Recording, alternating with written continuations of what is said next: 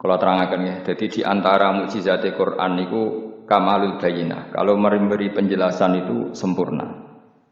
Sehingga ulama mengatakan imanul muqallid, imannya orang-orang yang asal ikut kiai, asal ikut guru, asal ikut buku, itu mukhtalaf alaih. Bahkan saya sendiri cenderung mengatakan iman itu tidak diterima. Karena manusia dibekali akal, inginnya Allah itu dengan akal itu dia punya kepermanenan iman, apa? Punya kepermanenan apa? Iman, dan dengan itu dia imannya mujma'alaih, mesti diterima oleh Allah Subhanahu wa ta'ala. Karena binnadzari shahih, dengan logika yang benar. Dan logika yang benar itu gampang sekali. Beberapa ulama tentu tahu sekali, bukan sekedar tahu sekali, karena itu diajarkan Allah dan Rasul. Misalnya begini, kata Allah, saya kalau baca ayat-ayat ini itu sering nangis, karena Allah yang Tuhan itu sebenarnya tidak butuh kita. Saya ulang lagi, Allah yang Tuhan itu tidak butuh kita, juga tidak butuh iman kita. Tapi Allah ingin hambanya itu berakal, ya, karena agama itu dikaumi yakilun, sehingga berpikirnya benar. Misalnya gini kata Allah, enggak apa-apa kamu menuhankan selain saya itu tidak apa-apa, kata Allah. Enggak apa-apa Yesus kamu katakan Tuhan, enggak apa-apa, kamu katakan batu Tuhan, enggak apa-apa. Tapi tolong prosedur atau persyaratan menjadi Tuhan itu kamu lengkapi, yaitu punya prestasi menciptakan langit dan bumi. Kalau tidak semua surun semen, kata Allah, sementing urun. Gitu. Jadi sebetulnya itu kan rasional. Misalnya nggak apa-apa kamu merasa jadi presiden atau gubernur atau jadi wali atau jadi apa, yang penting prosedurnya dipenuhi. Itu kayak apa Allah baiknya pada kita. Sehingga saya berkali-kali, makanya menurut saya orang alim itu wajib memaklumatkan kalau dirinya alim, supaya jelas aturan mainnya. Yang dilarang Allah itu kan memaklumatkan alim kemudian ingin hadun nafsi, ingin salami tambah dicucuk dihormati, itu kriminal. Itu orang alim gendeng, sudah gendeng sekali. Karena khasnya orang alim itu tentu cari ridhonya Allah, bukan ridhol khalqi, bukan ridhonya apa? Makhluk. Makhluk itu la syai', ada siapa-siapa. Dan kita harus baku seperti itu.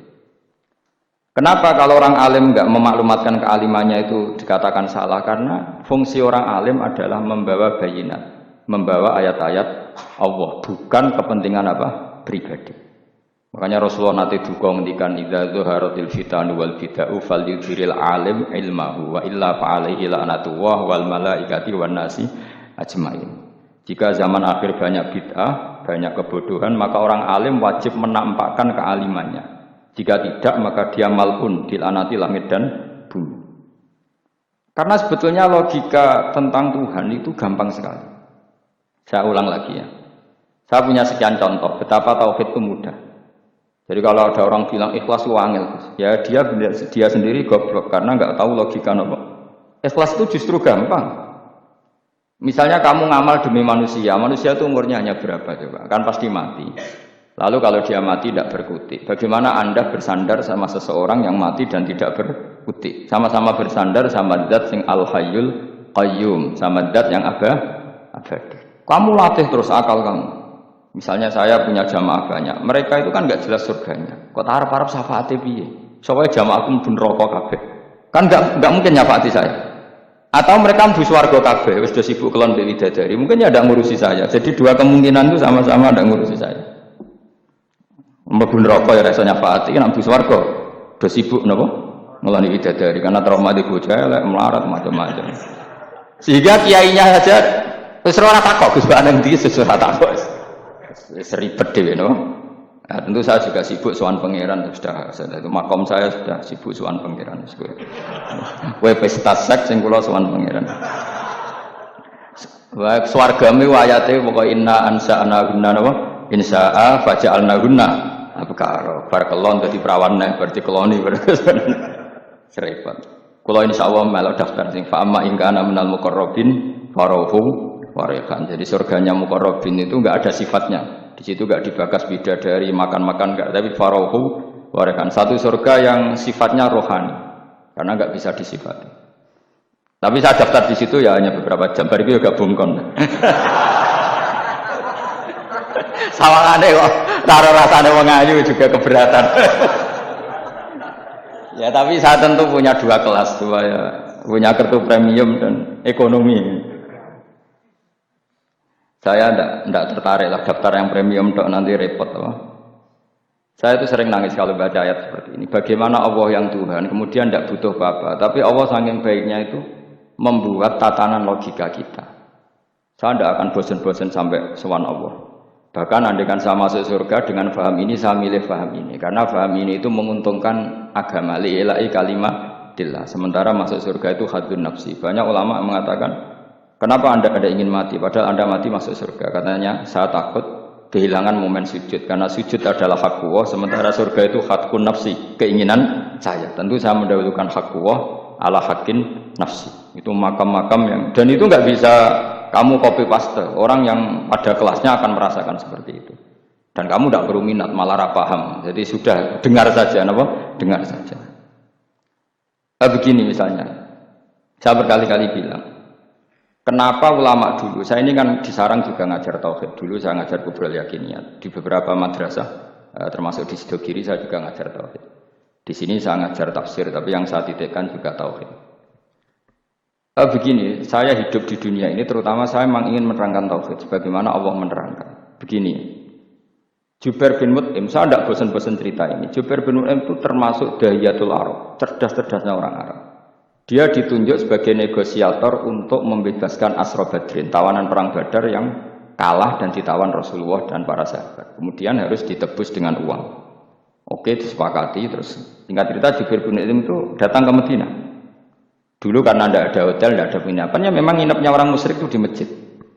Ya sehingga itu lazim saja. Kamu tidak usah jadi liberal kemudian bilang musyrik boleh di masjid, ya tidak perlu seperti itu. Kamu juga gak perlu goblok mengatakan nggak ada ceritanya orang musyrik nginep di masjid, karena ya ada tarehnya seperti itu. Jadi tidak perlu goblok, ya gak perlu liberal. Paham ya? Kalau kamu bilang wah naono wong musyrik oleh nginep di masjid, kamu liberal. Padahal konteksnya dulu memang nggak ada hotel. Tapi kalau bilang nggak sama sekali juga goblok, karena sejarahnya pernah ada. Milih nanti goblok apa liberal? Apa milih jelas? Nggak milih aja, ngaco. 01 apa 02 apa 00. milih mana? Goblok, liberal, nggak milih. Nah, ketika Jubair bin Mut'im itu datang, belalah Nabi itu sholat maghrib ngimami. Nabi baca surat Wattur wa kitabim mastur fi rabbim mansur wal baitil ma'mur. Kemudian di pertengahan surat At-Tur itu kan ada ayat yang menurut saya itu sangat bagus. Sehingga di kamar saya, di rumah saya itu tak figur ayat itu. Bahwa kita harus dilatih berpikir. Kata Allah memulai argumentasinya. Am khuliqu min ghairi syai'in. Apakah kejadian alam raya ini seisinya tentu diciptakan tanpa sebab? Misalnya begini, alam raya ini kata orang nihilisme atau komunis atau orang-orang paham nihilisme. Itu kan dimulai dari ketiadaan. Logika ini kan goblok sekali. Berarti kalau alam ini kadung wujud, kamu kan tahu kan langit bumi sekarang kan wujud. Ya, langit bumi sekarang kan jelas wujud. Berarti logikanya adalah al-adamu yakhluqu makhlukon. Sesuatu yang enggak ada menciptakan sesuatu yang itu kan aneh. Di mana-mana al-adam ketiadaan itu tidak mungkin yakhluqu syai'an atau yu'athiru syai'an. Di mana-mana ketiadaan itu tidak mungkin mengefeki sesuatu yang ada. Wong kamu sebut tidak ada itu berarti tidak mungkin bisa berbuat apa karena namanya tidak ada. Sekarang alam raya ini dimulai dari ketiadaan, terus kamu simpulkan sesuatu yang enggak ada menciptakan yang ada. Itu gendeng apa enggak? Oh gendeng sarap ya.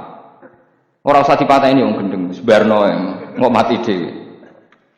Jadi makanya Quran menanyakan mereka am khuliqu min ghairi syai'in. Apa alam yang kadung wujud ini kemudian disebabkan oleh sesuatu yang tidak ada? Lalu kalau sesuatu yang ada pasti diwujudkan oleh yang ada. Nah, karena yang ada ini pencipta harus berstatus super. Nah, super ini oleh ulama disebut wajibil wujud. Maka Allah bersifat super, wujud yang paling prima, yang kau usah prima. Karena pencipta tentu kelasnya harus di atas yang diciptakan. Makanya disebut ulama dulu menyebut Allah itu apa? Wajibil wujud. Karena pencipta tentu lebih dahulu, maka harus disifati awal atau qadim, apa? Awal atau qadim. Kayak apa Allah mendidik kita? Am khuliqu min ghairi syai'in. Terus Allah bilang gini. Ya gak apa-apa, yang menciptakan gak saya, gak apa-apa kata Allah. Tapi amhumul khaliqun, kamu saja yang menciptakan, gak apa-apa. Tapi syaratnya kalian juga harus merasa pernah ikut menciptakan langit bumi. Am khalaqus samawati wal ardh. Jadi, gak apa-apa kamu merasa Tuhan, gak apa-apa. Yang penting kamu merasa ikut nembok langit, ikut ngecor apa? Langit. Ya pokoknya ikut bikin. Terus kata Allah, bala yukinun, kamu tak suruh merasa menciptakan langit bumi, kamu juga nggak merasa. Ya memang ya mereka merasa enggak kan. Akhirnya Jubair bin Mut'im saking nggak kuatnya. Am khalaqus samawati wal ardi bala yukinun amin dahum khuzul. Sama Allah dibombardir seperti itu. Dia datangi Rasulullah, ya Muhammad, logika itu tidak meninggalkan akal saya. Matarok tali akli nasihan. Akal saya habis Muhammad. Saya iman saja. Saya tidak cukup punya logika untuk melawan argumentasi ayat yang kamu baca. Saya iman saja. Terus iman.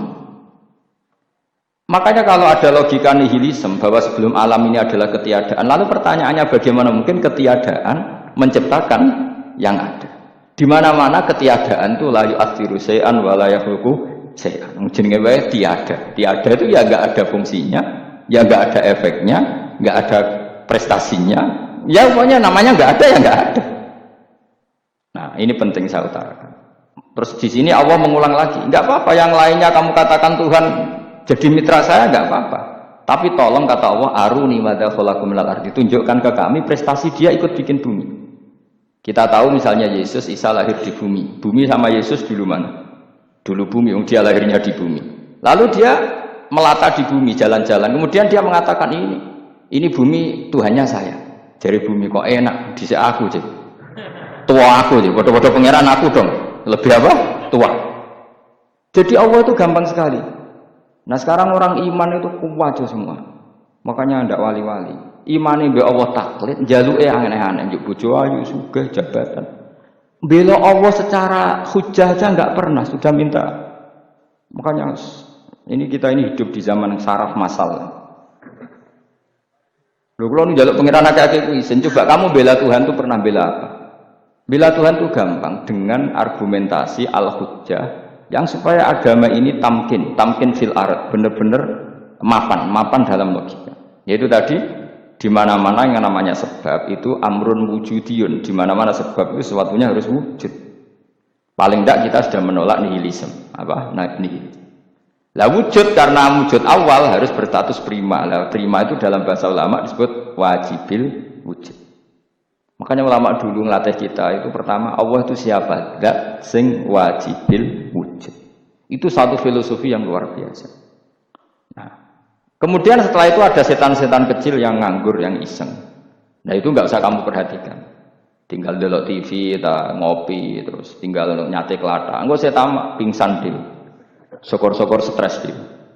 Dugaan saya setan saya itu pingsan, kurang gizi. Karena memang setelah itu setan goda gini. Lalu sebelum Allah jangan-jangan ada wujud yang lain. Lalu Allah sendiri awal mulanya gimana? Kata Nabi, jika ada pertanyaan seperti itu kamu harus berhenti. Tinggal delok TV atau tinggal ndelok dangdutan. Ya kalau kepeksa ya apa-apa, kelasem man. Saya tidak menghalalkan tapi kan sudah kamu lakukan. Karena itu lebih baik ketimbang pertanyaan filsafat. Banyak orang yang dulu sholat ketika sekolah filsafat tidak sholat. Alasannya sampai menemukan jati diri itu Tuhan. Dan itu bahaya sekali karena Nabi berkali-kali bilang kamu jangan mikir tentang Allah pasti rusak. Orang kok mungkin rusak dari Nabi pasti rusak. Nah cara menghentikan gimana? Karena setan ini makhluk, akal-akalannya gampang. Tadi tak warai, saya sebagai ulama, atau sebagai manusia, atau sebagai orang awam, atau sebagai siapa saja, kadang ada pertanyaan seperti itu. Tak tinggal anggeling dharma, kan pusing setan. Ini kan ngenteni. Wah, ngenteni bar lo anggeling dharma. Bariku aku lesu mangan mie, bar mangan mie waret tuh. Kan dia ngenteni terus mau bikin was-was lagi. Ternyata saya sibuk kan enggak bisa masuk sih. Bangun tidur aku selali pertanyaan tadi. Dinteni.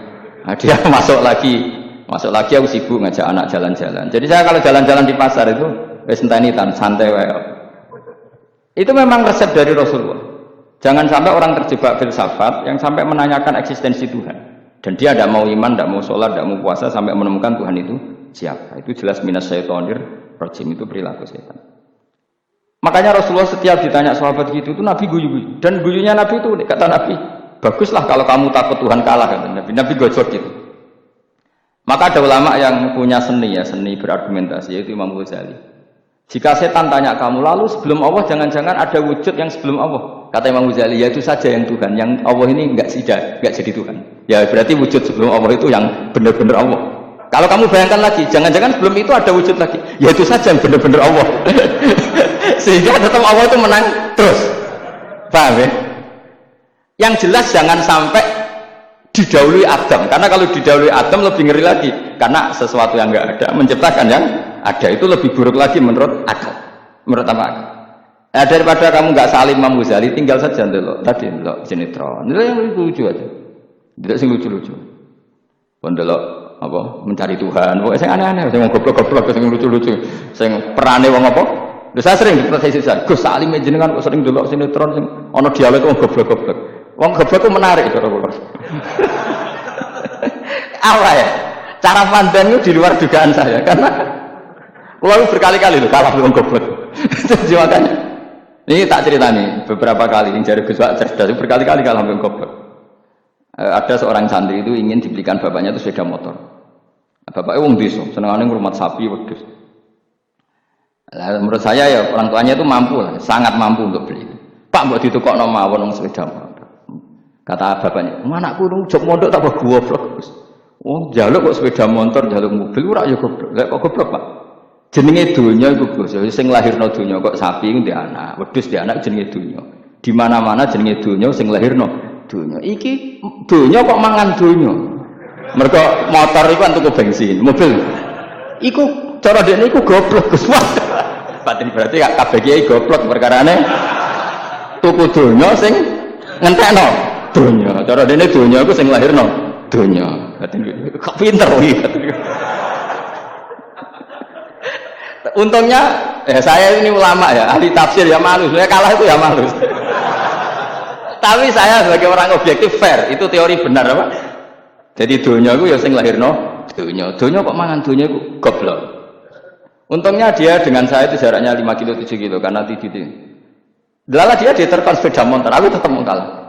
Pak, nanti jalan kaki saja. Karena kalau pakai motor ini kegoblokan kata saya. Terus mendingan nih, loh Gus mau kalah saja.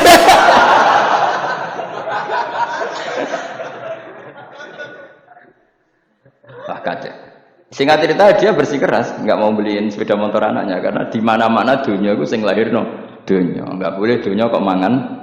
Ini satu kegoblokan yang agak ilmiah tadi. Nah, Imam Asy'ari juga mengalami hal yang sama. Imam Asy'ari itu punya, kita kalau ahli sunnah kan 2 partai. Ya, di dalam ahli sunnah hanya ada 2 partai juga. Kalau nggak Asy'ari ya Maturidi. Ya, dan sama-sama alim. Ya kalau terpaut ya paling 5%, 7% ya. Kealimannya Asy'ari dan Maturidi. Imam Asy'ari itu bikin logika yang jelimet seperti saya sekarang ini. Logikanya jelimet, tapi permanen. Jadi yang saya ajarkan tadi itu logika yang jelimet tapi apa? Permanen. Karena tadi alam raya ini kadung wujud. Kalau kadung wujud pasti pewujudnya yang menciptakan wujud pasti adalah kewujudan. Karena al-adam la yu'athiru syai'an. Di mana-mana kenihilan tidak yu'athiru syai'an. Ya sepakat ya, gampang kan? Tentu wujud ini prima disebut wajibil wujud. Lalu Imam Asy'ari itu bersikeras. Kalau imanul muqallid itu tidak diterima. Terus banyak yang keberatan ulama, tapi Nabi nyatanya yaktafi bi imanil a'rab al khalina anin nadzur. Nabi nyatanya mencukupkan imannya orang-orang Bedui yang mereka itu kayaknya tidak bisa mikir. Ya, Nabi yaktafi bi imanil a'rab itu wong desa al khalina anin nadzur yang mereka itu tidak bisa apa? Berpikir. Ingat cerita Imam Asy'ari survei. Coba ayo kita tanya orang-orang kampung. Ternyata kegoblokan orang kampung itu ya ilmiah, masyhur itu. Imam Asy'ari saja harus belajar dari wong awam, wong goblok-goblok. Kita kok ini ya Badawi bima arafta rabbak. Kowe kok iman be Allah itu bima arafta rabbak. Lalu kamu tahu Tuhan kamu atas nama apa? Dengan logika apa? Jawabnya enak. Al-ba'ratu tadullu 'alal ba'ir wa atharul aqdam yadullu 'alal masir. Angger ana tletong ya ana ontane. Angger ana bekas delamaane wong ya ana sing bar liwat. Jadi misalnya ada bekas teracak anjing, berarti anjing habis liwat. Ada bekas apa ular ya berarti ular harus liwat. Ada bekas teracak manusia ya berarti manusia habis liwat. La wa hadzal alam atharun min athari qudratillah. Alam iki bekas, mesti ana sing gawe. Jadi Mas Ari pinter juga, mesti logikanya gak jelimet tapi mergo ana tletong, ana sapine. Ana tracake wong berarti ana sing bar liwat. Dene ngomong gampang wa atharul aqdam ya dulu alal masir. Nah, terus Imam Asy'ari habis itu ngendikan, ya sudahlah dengan logika apa saja. Meskipun karena zori hadal Arabi sebagaimana cara berpikir Bedui ini, sementing ada apa ada. Ya natur apa saja. Misalnya orang ahli matematika mungkin bilang angka dimulai dari 1. Nol itu akal-akalane Khawarizm. Mergo ini kebingungan nulis 10. Tapi tetap angka itu dimulai dari 1. Kalau misalnya 1 untuk mecah kesulitan ya harus dimulai 0,1. Tidak bisa 0 tok. Jadi 0 dulu itu untuk mematahkan kalau jumlah itu tidak sampai 1. Tapi faktanya jumlah itu kan pasti 1 karena dimulai dari wajibil wujud. Khawarizm itu ya pintar matematika. Saya juga punya ilmu hisabnya Khawarizm. Itu kan dia karena kebingungan angka pecah. Misalnya 1 tidak sampai 2. Mau tidak mau harus ditulis 1,5 misalnya. Paham ya? Lalu kalau sebelum 1 tetap dia harus 0,5. Lalu hakikat 0,5 itu kan bagian dari wujud apa bagian dari adam? Tetap bagian dari wujud. Jadi 0,5 itu kan khayal kuliah. Tak warai ya. Mungkin saya ada ahli matematika ala wong kampus, tapi saya tahu Kang, ala Islam itu lebih gampang. Misalnya gini, sesuatu itu kadang kamu putuskan itu satuannya 1. Tentu ketika separuh kamu katakan baru separuh. Tapi sebetulnya ketika satuan itu kamu katakan 10, yang separuh itu sudah 5. Itu kan terserah sing bagi, no? Terserah sing bagi. Ya iya, misalnya 1 juta, 5-nya artinya apa coba? 500.000 kan? Sekarang kalau 100.000, 5-nya jadi berapa? 50. Kalau 1,5 jadi. Nah itu kan terserah satuannya apa? Tapi tetap dari 0,5 itu tetap menunjuk sesuatu yang wujud. Yaitu 5-nya sebetulnya apa? 5 yang separuh tadi. Paham sih kalau maksud? Tetap nggak bisa sesuatu dimulai dari apa? 0. Nah, makanya kata Abdul Hamid Khan kalau dalam mendidik tauhid, itu gampang saja tadi. Alam raya ini kadung maujud. Kalau kadung maujud pasti disebabkan oleh sesuatu yang wujud. Karena wujud pencipta harus berstatus prima. Lah prima ini atau premium ini kita sifati wajibil wujud. Atau kamu katakan apalah kausa prima atau musabbibul asbab. Nah kelirunya kita dalam berislam itu, kritiknya para ulama, kita ini nyebut Allah dulu baru menceritakan status Allah. Kalau zaman Nabi itu dibalik. Status wajibil wujud itu kita terangkan dulu, baru yang oleh Islam itu namanya Allah. Paham ya? Kan beda, misalnya gini logikanya gini, kamu ketemu orang ateis, saya ulang lagi, kamu ketemu orang ateis, terus kamu ditanya, lalu alam ini yang menciptakan siapa? Allah Jalla Jalaluhu. Mesti kan tanya, man huwa Allah itu siapa? Kalau dulu Islam mengajarkan nggak gitu. Surat pertama turun apa coba? Iqra. Iqra itu nggak nyebut kata Allah. Iqra bismi rabbika. Rabbika itu siapa? Alladzi khalaq. Sebutlah nama Tuhan. Yang berhak menyandang Tuhan adalah zat yang pencipta. Itu tidak ada kata Allah. Di surat Mudatsir, surat kedua. Ya ayyuhal mudatsir kum fa'anzir wa rabbaka fakabbir. Bukan Allah fakabbir, wa rabbaka fakabbir. Sehingga cara berpikir gini dibalik. Sebutlah Tuhan kamu. Tuhan itu siapa? Yang berstatus Tuhan adalah zat yang berstatus pencipta. Nah, lalu pencipta ini oleh Islam dinamai Allah. Kalau orang ateis kamu langsung bilang Allah, man huwa Allah, berarti pertanyaannya Allah itu siapa? Lalu kamu jelaskan Allah adalah pencipta, Allah adalah wajibil wujud. Tentu lebih gampang kamu terangkan. Makanya Al-Qur'an menerangkan amkhuliqu min ghairi syai'in. Maknanya saya di sini maknanya ya Allah, apa? Allah. Apakah mereka diciptakan tanpa pencipta? Tentu setelah Islam tahu itu namanya siapa? Allah. Paham ya? Kalau balik malih. Jadi sebetulnya Quran itu ngajari kita itu ilmu mantek yang luar biasa. Misalnya, ya Yuhanna su'budu siapa? Rabbakumul ladzi khalaqakum walladzina min qablikum.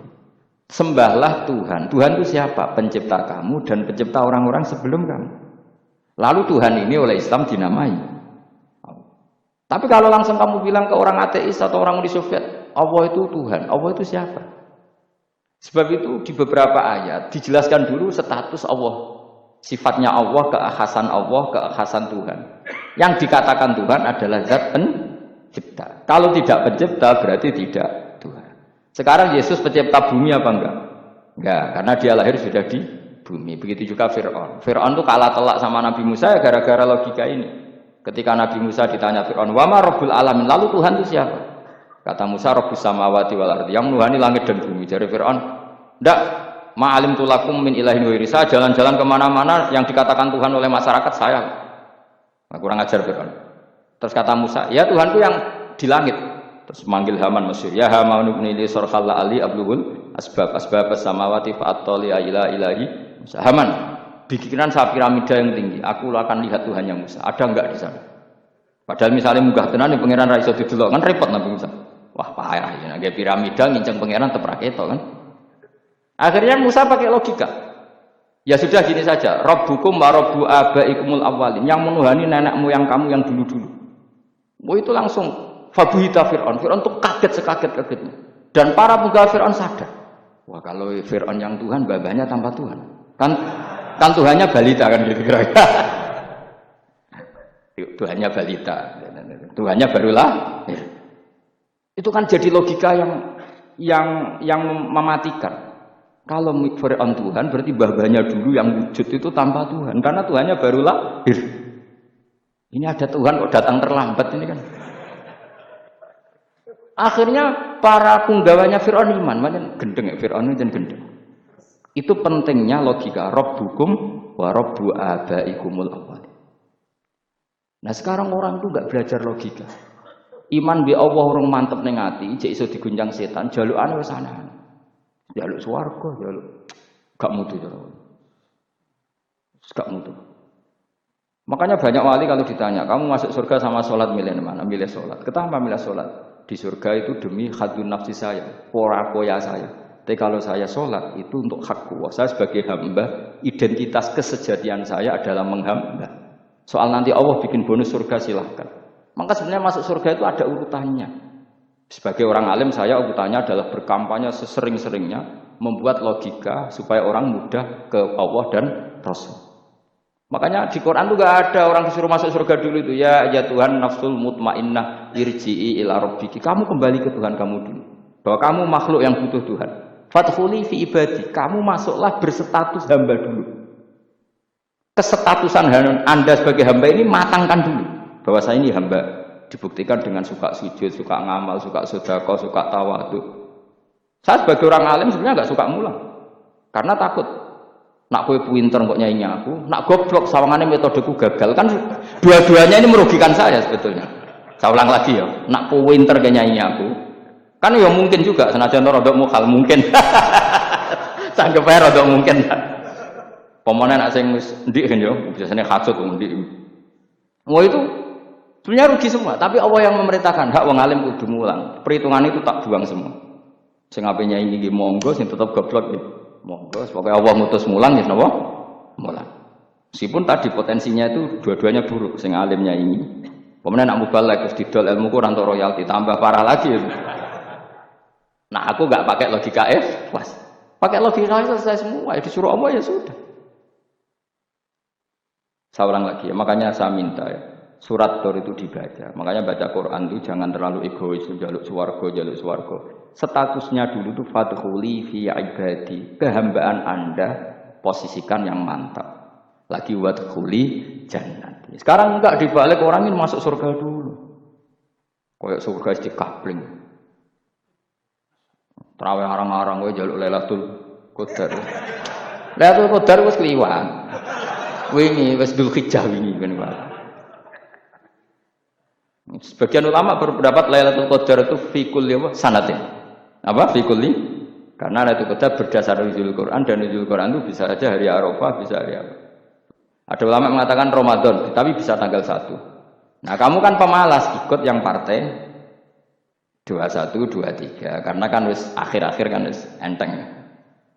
Sebenarnya Anda milih 21 berdasar ilmu apa berdasar enak anak terbatas waktunya kan? Kan lebih sempit, apa? Lebih apa? Sempit. Ya saya ulang lagi ya. Jadi Allah kalau mengajarkan hujah itu gampang sekali ya. Tadi amkhuliku min ghairi syai'in. Enggak apa-apa saya ada Tuhan kata Allah, tapi kamu harus punya logika. Alam raya ini diciptakan tanpa pencipta. Mau enggak kamu punya logika seperti itu? Bahwa alam ini yang wujud diciptakan oleh sesuatu yang tidak wujud. Mau enggak kamu punya logika ini? Enggak mau kan?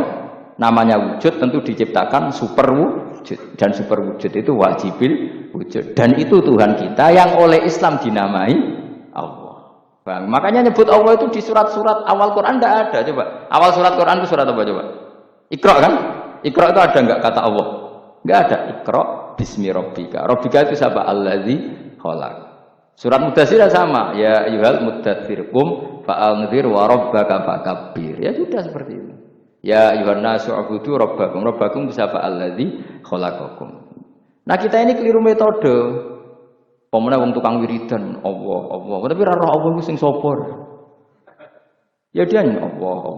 Dekne nyifati Allah mok sing ngekeki swarga, sing ngekeki dhuwit, sing ngekeki widadari. Jadi Allah disifati sesuai selera yang menguntungkan dia. Bahwa Allah ini yang ngampuni saya, kemudian saya masuk surga, kemudian ngeloni widadari. Makanya kalau dia jadi wali tak demo. Tak laporkan MK pokoknya. Suluh. Karena ini wali pecundang. Bagaimana mungkin calon wali pikirannya khadzun nafsi? Kalau ulama gak gitu, mendikan Allah itu zat paling penting di dunia. Maka akan saya maklumatkan di dunia bahwa orang kembali ke Allah. Caranya gimana? Akan saya kenalkan Allah lewat logika. Caranya apa? Kita sifati wajibil wujud. Kita sifati rabbukum wa rabbu abaikumul awal. Dengan sifat-sifat yang semuanya mengarah ke dikjayaan Allah Subhanahu wa taala. Iku jenenge kowe bener-bener ulama. Iku disebut bal wa ayatum bayyinatun fi suduril ladzina utul ilm. Makanya ulama itu orang yang luar biasa sampai disebut innama yakhshawaha min ibadihil ulama. Ahli ibadah itu rapati wedi pangeran. Masuk wiridan istighfar nangis ora rapati wedi pangeran, gayane tok nangis. Karena sebenarnya dia nangis wedi ra mlebu swarga. Mlebu swarga gak iso ngloni. Dari itu aja orientasinya. Makanya benar Kanjeng Nabi nak gojlok orang alim satu itu lebih utama dibanding 1000 ahli ibadah. Bahkan Nabi pernah ngendikan sangat ekstrim. Fadlul alim alal abid kafadli ala adnakum. Keutamaan orang alim dibanding ahli ibadah itu sebagaimana kelas saya kata Nabi dibanding kelas terendah kalian. Padahal Nabi dengan Abu Bakar saja jaraknya sangat jauh. Itu kata Nabi fadlul alim alal abid kafadli ala adnakum. Keutamaan orang alim dibanding orang abid sebagaimana keutamaan saya dibanding sahabat paling rendah. Karena tadi abid itu ada oportunisnya. Tapi kamu jangan benci abid ya. Karena kamu ya orang alim orang abid. Saya saja yang ngeritik, saya yang tanggung jawab di depan Allah. Orang abid itu kadang kan wiridan nganti nangis, pikirannya apa coba? Wis rasakno mungkin apa wiridan pikirannya aja. Di sepuro dosane, terus apa ya? Mlebu swarga, terus apa kene swarga? Aku takut. Saya aku takut, ayo sing ngapain mlebu swarga aku apa kegiatan? Rencana pertama ya, Bang. Terus gak usah munafik biasa wae. Mau inna ansa'na apa? Insya ayo kalau harus jujur, apa yang jujur? Bandingan kalau orang alim itu ketika nyebut Allah itu iri ya Allah. Kenapa di dunia ini ada makhluk lain yang menandingi engkau? Saya tidak ridho. Kenapa di dunia ini ada syarik orang yang dimitrakan seperti engkau? Maka orang-orang alim ini ingin memaklumatkan bahwa la syarika lak, labbaika wa huma labbaik la syarika lak, innal hamda wa ni'mata laka wal mulka la syarika lak. Sehingga para nabi itu memaklumatkan itu, engkau saja yang Tuhan ya Allah, semua nikmat dari engkau, semua kepemilikan ini milik engkau, la syarika lak labbaik. Dimaklumatkan ke dunia. Innal hamda wa ni'mata itu dimaklumatkan. Enggak ada kepikiran mereka masuk surga. Karena mereka ingin memaklumatkan bahwa Allah ini yang Tuhan. Sama tak ceritani Nabi Ibrahim jadi Khalilur Rahman, rumang samu kakean wiridan kaya kowe ndak. Wiridannya Nabi Ibrahim sama sampean mungkin banyak sampean. Karena sampean banyak kepentingan tadi. Wali-wali dulu kalau wiridan itu ndak sebanyak sampean ndak, tak jamin ndak. Pemene maca lelo wong 10.000 ndak biasa wiridan. Tapi khosyahnya sama Allah luar biasa. Pertama Nabi Ibrahim diangkat jadi khullah. Khullah itu ya Khalilur Rahman. Itu dia wiridannya gini. Ya Allah, innahu la yahzununi alla ara ahadan fil ghairi ya'buduka. Alla ara ahadan fil ardi ya'buduka ghair. Sama saya hafal tadi. Memang saya hafal. Ya Allah, saya ini susah sekali. Kenapa zat sepenting engkau kemudian yang menyembah engkau hanya saya? Ini tidak fair. Makhluk yang enggak penting saja punya umat. Makhluk-makhluk yang enggak penting aja jadi pusat perhatian. Misalnya artis atau presiden atau gubernur atau tokoh-tokoh semuanya jadi presiden, padahal semuanya itu makhluk yang enggak sepenting engkau. Ini zat yang sepenting engkau, kemudian yang tahu kalau engkau penting hanya saya, ini tidak fair. Nangis, ini tidak fair. Innahu la yahzununi alla ara ahadan fil ardi ya'buduka ghairi. Saya ini susah Gusti, susah-susahnya. Zat sepenting engkau, kemudian yang tahu kalau engkau penting itu hanya saya. Wah, ini tidak fair.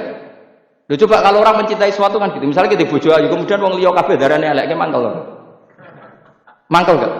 Kamu beli Alphard, kamu kira itu mobil mewah, kemudian orang nyejajarkan podo mek keri, mangkel gak? Semua kenikmatan itu kita nikmat karena itu diakui ya gak? Wes gunane apa kae di Alphard gawa ning Gunung Kidul. Terus wong darani ngono iku padha mek keri ya mek kejamke mangkel ora kira-kira. Enggak penting mewahnya ini tetap butuhnya pengakuan. Coba misalnya kamu jadi presiden hidup di dunia orang sufi. Sing darane wong penting wong soleh ahli sujud ora kakuat iki. Keteko di Barnos.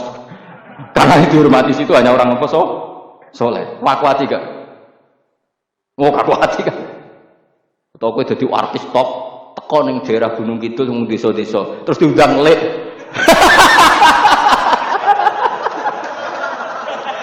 Oh mangkel kan. Lha bayang dong.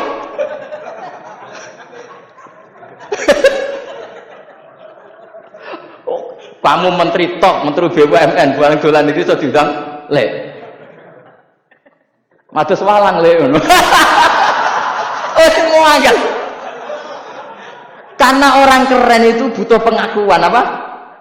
Wes misalnya di bojo ayu terus wong yo kabeh darane elek mangkel gak? Sebetulnya orang merasa nikmat itu karena pengakuan. Bayangkan andekan orang itu melihat Alphard itu tidak wow. Orang punya Alphard gagah enggak? Oh enggak gagah kalau orang lain enggak bilang apa? Oh. Mau misalnya di goning desa terus orang desa nganggep kamu model tepak terus saya mau badhe numpang wedhus kula angsal Pak. Habis kan. Makanya branded itu harus dimaklumatkan. Nah itu bayangkan Nabi Ibrahim. Zaman itu ada Raja Namrud yang dipuja-puja, ada orang kaya dipuja-puja.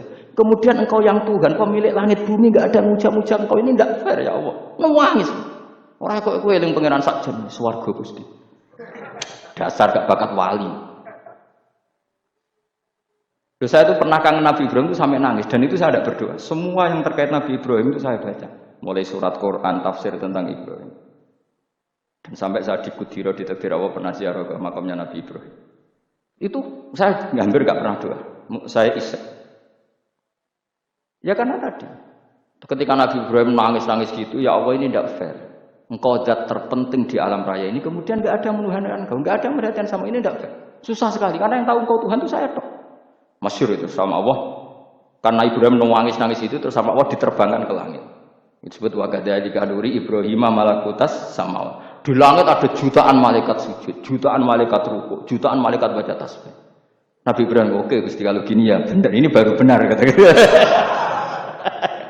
Makanya terus Allah dengan keangkuhannya, karena Allah punya sifat angkuh dan itu sah walahul kibriya. Kan sifat angkuh baik untuk Allah tapi tidak baik untuk makhluknya, dan Allah dengan sifatnya walahul kibriya. Kata Allah, kalau nasihati para nabinya, kamu tidak usah susah. Jika di bumi jarang orang nyembah saya.